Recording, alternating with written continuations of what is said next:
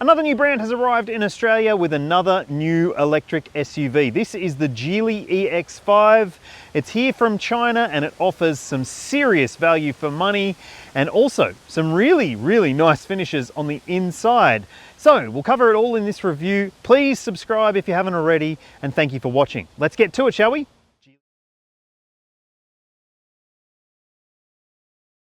If you're not aware, Geely is the name of the big business that runs a number of brands around the world. It's got a stake in Volvo, Polestar, Lotus, Zeekr, and Smart as well. And there's the Geely brand in its own right, which is establishing itself around the world, including in Australia. And this is the first model. It's called EX5. It's a mid-sized SUV, and let me tell you, it seems to offer quite a lot of stuff for the money. The brand has said that it wants to offer attainable EVs for the Australian buyers, and well, yes, it will, and it does. Now, the entry-level version is called Complete, and it's not complete if you like having everything in your EV, but it is very impressively specified. And then there's the Inspire model, which is this one here, which adds a few extra features. It gets bigger 19-inch alloy wheels. The entry-level version gets 18s. It gets a panoramic glass roof, an electric tailgate. It gets a head-up display, a 16-speaker sound system, ventilated front seats, but even in that base model grade, you're getting heated front seats, electric seat adjustment up front, keyless entry, push-button start, and plenty of great features like LED lights. Now, you don't get Apple CarPlay and Android Auto at launch, but all versions come with this massive touchscreen media system in here with sat-nav and plenty of features on that screen to learn and get your head around. But honestly, it seems like it's offering heaps and heaps for the money. So, what else could you consider? Righto, so you don't want to spend heaps of money and you want a very practical SUV that's fully electric. Go and have a look at the Leapmotor C10. I don't think it's perfect in several ways, but I do think that the value on offer there is super impressive. It looks great on the outside, it feels great on the inside, it's got a big boot and a big back seat, and it does have strong pricing on its side as well. If budget is more important to you than anything else and you still want a fully electric vehicle, go and have a look at the BYD Atto 3. The entry-level version of that has just dropped to below $40,000 before on-road costs, and it's still pretty well equipped for the money at that entry-level grade. There's a high-spec version of that car for about $45,000, and I think that it does have lots of features and thankfully less annoying safety features than some of the other models out there. And if you're thinking, well, I don't really care about the SUV thing and I just want a really good electric vehicle, go and have a look at the MG4. It is still one of the best out there in my opinion. There's multiple different versions available, including one with all-wheel drive and heaps of grunt if that's what you want, or a long-range version or a short-range version that's really value-packed. So, would you choose any of those or would you choose something else? Please let me know in the comments. There's one thing about the Geely EX5 design. It certainly looks rather conservative, but still rather pretty in my opinion. Now I'll put the dimensions on your screen now because it's pretty much on par with what else you'll find in the mid-size SUV segment. So it splits the difference essentially between a BYD Atto 3 and a Tesla Model Y, so almost the same size as a Toyota RAV4. Now there's some things you need to consider when it comes to the weights for this vehicle, so I'll put the entry-level Complete on your screen first, the weight and the maximum weight, so don't overload it. And then I'll also put the Inspire model, which is a bit heavier because, well, it's got more stuff. Now, let's have a look at the rear and see what the design is like. As I said, pretty conventional in most ways. And let's have a look in the boot and see what kind of space we are working with. Electric tailgate on this top spec model. All right, so you can see for yourself, it does have a pretty big boot space. It's not necessarily the biggest in the segment, but I think that it will be usable enough for a smaller family. And it does have some really great features in the boot too. So you've got shopping bag hook there, and you've got a light and a shopping bag hook there. Subwoofer for this high spec version is down there, and on this side you also get a tire repair kit hidden away in that little cubby. And underneath the boot floor, let's just have a look. Wow, there is so much space under there for other items. So there is no spare, but hey, look at that, there's plenty of space, and underneath there's even more space. So it's certainly offering some interesting elements when it comes to the boot space. But what do you think? Is the lack of a spare a deal breaker? Let me know in the comments.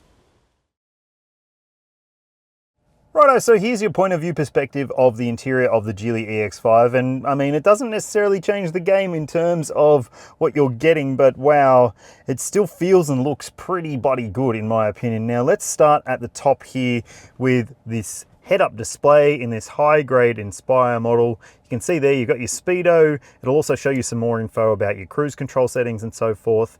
And then down here, you've got a very widescreen driver info screen. Now it's got your speedo there as well. It'll also show speed sign recognition there as well. And you can go through a number of menus on this side of the screen too by using the controls down here on the steering wheel. So you can go through the menus and you can see what's happening on your trip computer and your tire pressures and also what you're listening to, plus back to the energy consumption. Now you can see right there, that's your driver monitoring camera. That little purple light that shows up on a camera will tell you that that's that. And your controls on the steering wheel, yes, you do have, well, some relatively simple ones, but they're also maybe a little bit confusing. So you've got your voice control button there. If you want to use voice control to interact with the car, that's the menu button there. And then you've got those toggles. And on this side, you've got your cruise control. So when you're using adaptive cruise control, you would do so by adjusting the distance from the car ahead by using those ones and the speed using the across buttons. So then there's this little button here, which is your favorites one. So if you press that, in this particular car, it's set up to go to your surround view camera system, which is actually really, really good. As you can see, you've got multiple different views and modes, so you can see what's going on around the car, and it's actually really, really good. You can also see it as a box. I mean, as a car in space. Yeah, look at that. It's very quick and very, very easy to get your head around that screen. Now, that gives us a good segue to interacting with this screen, because you have to do a lot on this screen, people. This one here is the shortcut screen. So you've got some different menus on this screen. If you want to open the boot, if you want to open the panoramic roof, you can do it by hitting that button there. And yes, you can also do that by voice if you wish. And you've got some other controls down here to adjust things like your seats. So yeah, that's the general settings for your seats. There's memory settings for the driver as well, and multiple different modes that you can play with for these seats. So you've got ventilation, you've got heats, you've got heated steering wheel, you've also got massage functions for both front seats, and the passenger seat obviously has those same heating and ventilation systems. But let me just show you, look at this. Look, it's like an alien poking out through this seat, and that's because it's got a super soft coating, but those massage functions are ridiculously effective. For a car of this price, I don't think I've ever sampled anything quite as impressive in terms of the massage functionality. It's really, really bloody good. And the seats generally are super comfy. They've even got speakers in the headrests as well, which is amazing.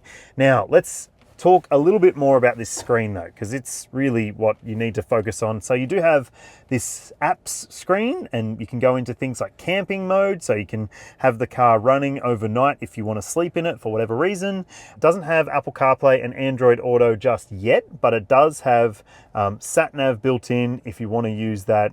And there it gives you an idea of your EV reachable range. So I've got 141 kilometers, and it's telling me I can almost get to Nowra or get up to the top of the Blue Mountains, or towards the top anyway. So that's pretty good to have that kind of info on screen just like that. And it can also tell you where charge points are, traffic, and so forth. So that's handy if you're the sort of person who likes using sat-nav. There's Spotify as well. Now let's go into the car menus, because there's plenty. Yep, look at that. And thankfully they're on this side, so they're a bit easier to get your head around and your hand too. So your vehicle controls, you might want to go in there to adjust certain things about the settings of the vehicle. I'm not going to go into heaps and heaps of depth here because it would just take too long. You've got your regen braking system, you can adjust that there. Your drive modes are on screen there as well. You can adjust the lighting on the outside and the inside of the vehicle as well. You've got your assisted driving functions, so if you want to turn off things like your lane keeping assistance, you'll have to do it through the screen. You'll have to do things like your speed limit stuff through the screen as well. And there are no favorites, so it won't stay with those settings for you. Just like lots of other cars, it has to default to be on every single time you get back into the car to achieve safety ratings. And it's the most ridiculous thing on the planet in my mind. Now there's multiple other things that you can jump through here if you want to. You can even go into the software settings and see whether you're up to date or not. There's heaps and heaps and heaps on this screen. It is a software derived vehicle, as they say. So there's also this, you can jump through different displays on the screen if you want to. And down here, there's a volume knob as well, so it can control your volume for not just media but other things as well.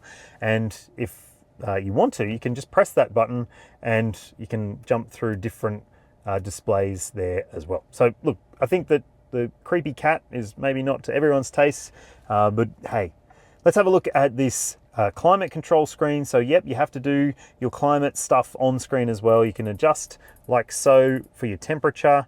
Your fan is up there, and thankfully, while it does show you where the vents are on the screen, there's actual physical vents, so you can easily, quickly adjust where the air is flowing.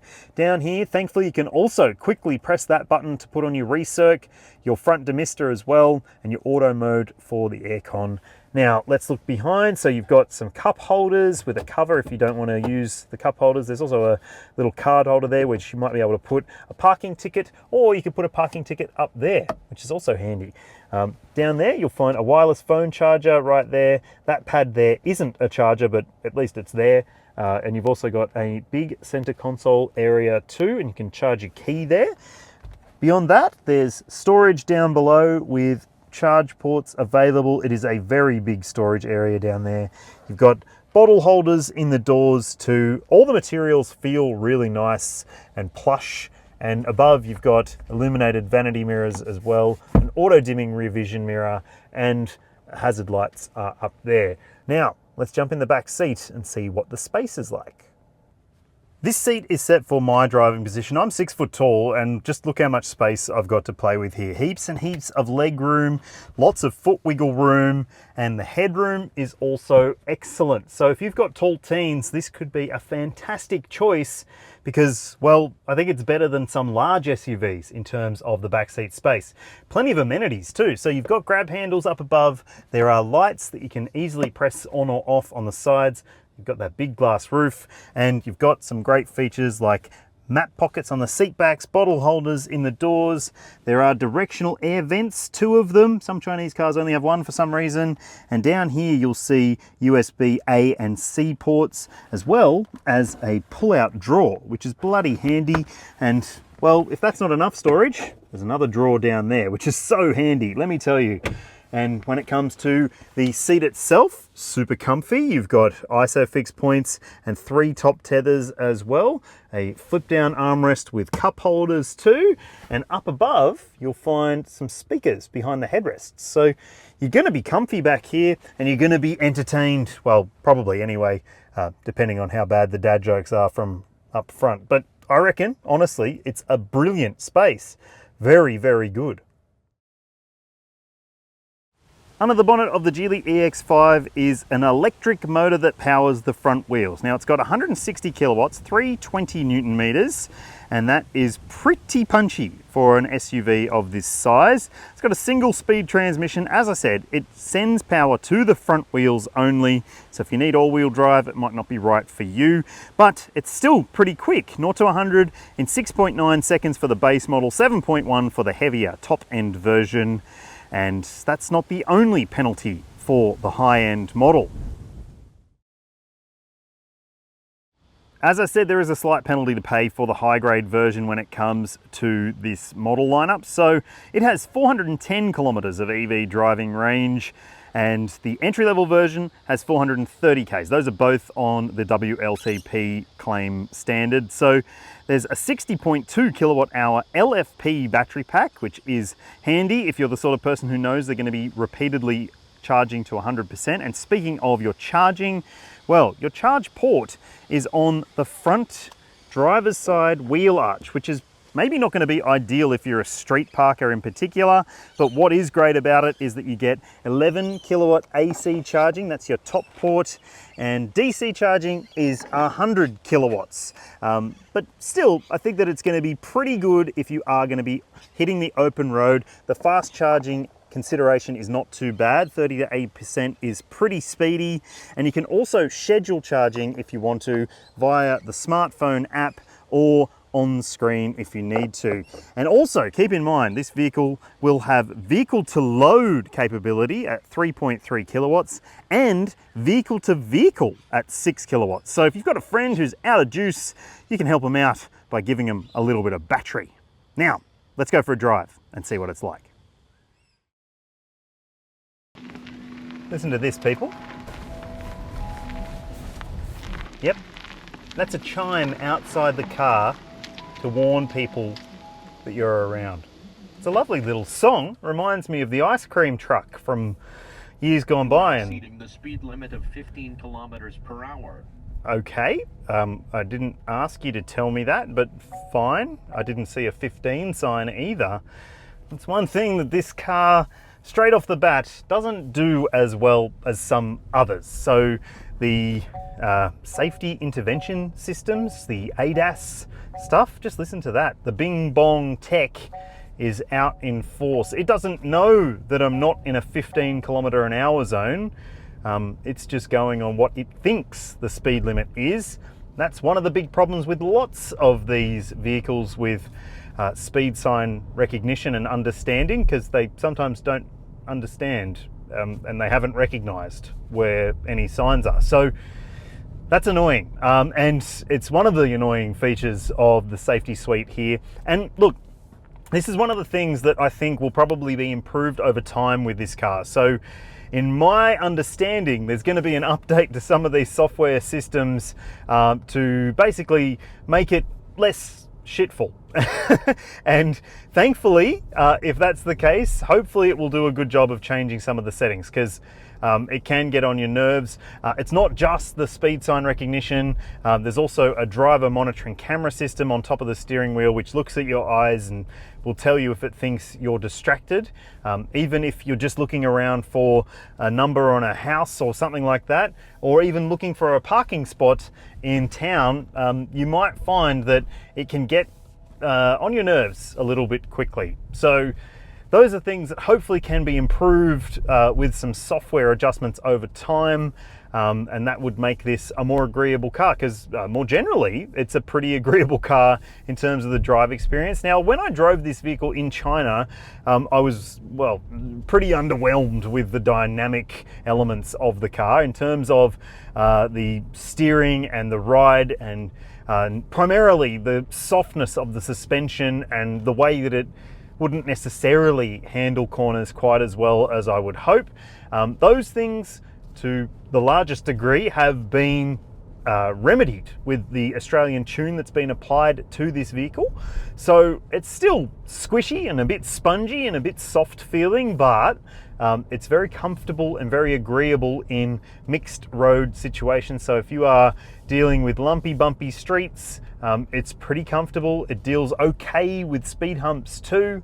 And the steering is light still, but you can adjust the drive modes. If you want it to be sporty feeling, you can put it into sport mode, and it will feel a bit heavier and heftier and much, much faster in terms of the acceleration as well. Now, generally, I think that this powertrain is perfectly acceptable for an electric vehicle at this price point. In fact, it's pretty zesty.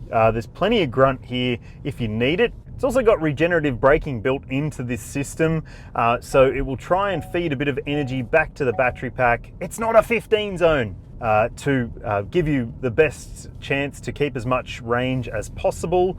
Now, back to the speed stuff. It does actually understand time. So some other cars, well, when you see a speed sign that's for a school zone and it's 11 at night on a Saturday, it will still bing and bong at you to tell you that it's a 40 zone. But in this instance, as I've seen, it has got it right some of the time.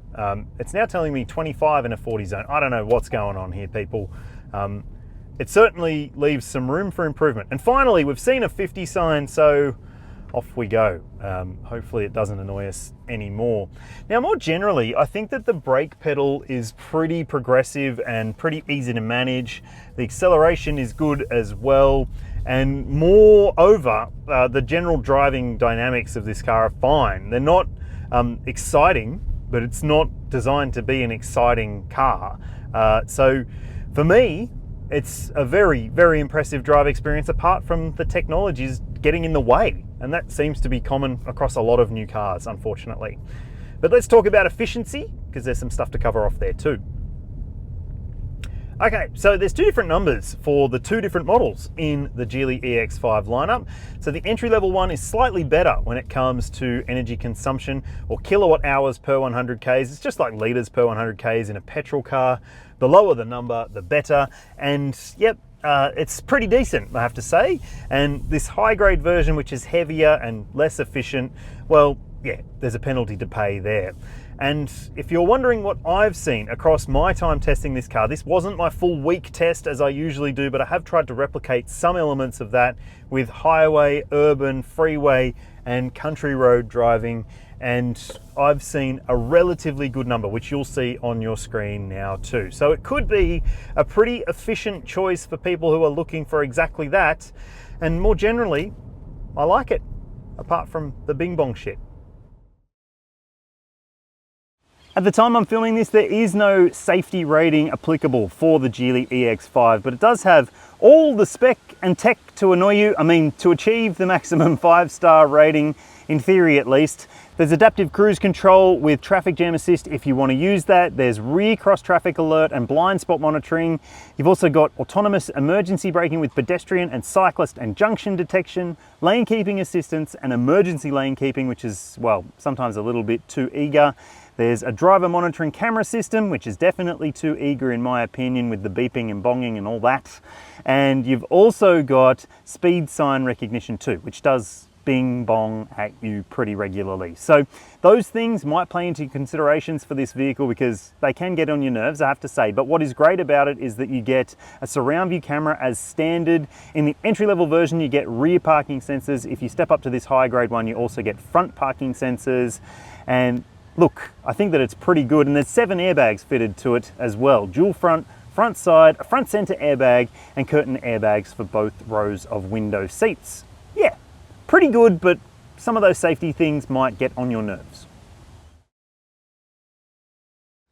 At the time I'm filming this video, Geely hasn't announced its exact details on warranty cover, but you can expect 5 years at a minimum, and there'll be an 8-year battery warranty as well. Your servicing is expected to be every 12 months or 20,000 kilometers too. And if you buy one of these cars straight off the bat, you can get 3 years of free servicing included with your purchase. Plus, the brand is also offering a promotional deal to give you a year's worth of free public charging too. So all of those things could help make your decision for you. So all of that seems pretty promising. All the finer details are still to be confirmed, but I will tell you more about it when I can. But as it stands right now, the dealership network is growing fast, and I suspect that Geely will be pretty assertive with rolling out multiple new dealerships pretty regularly until it has a big footprint in our market. This one could be a game changer, people. The Geely EX5 is so impressive in terms of what you're getting for what you're paying. The space is brilliant, the technology is pretty good, and although the safety systems do get on my nerves a bit, it could be improved with a software update. Hopefully it will be. Thanks for watching, thanks for subscribing, and have your say in the comments. Cheers, I'll see ya when I see ya.